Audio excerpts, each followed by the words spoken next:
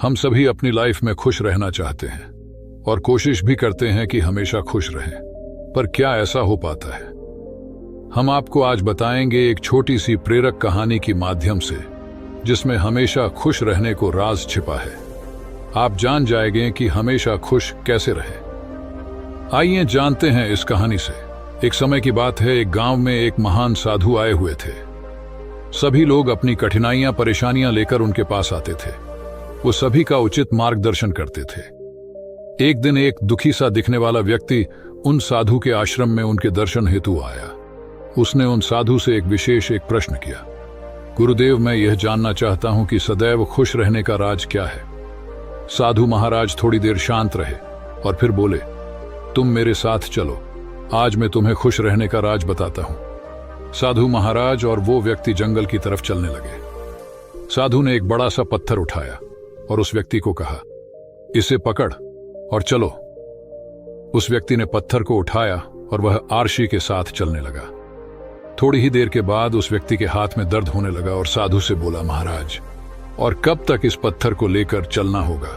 महाराज बोले, अभी चलते रहो।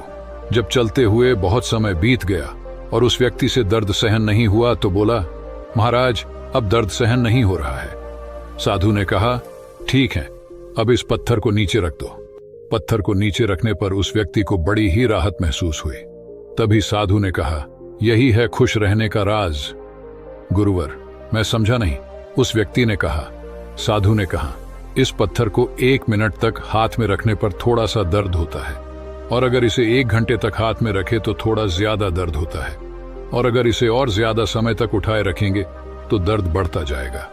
उसी तरह दुखों के भार को जितने ज्यादा समय तक उठाते रहेंगे तो उतने ही ज्यादा समय हम दुखी और निराश रहेंगे।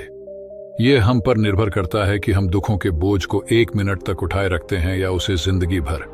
अगर तुम खुश रहना चाहते हो तो इस दुख रूपी पत्थर को जल्दी से जल्दी नीचे रखना सीख लो, और हो सके तो उसे उठाओ ही नहीं।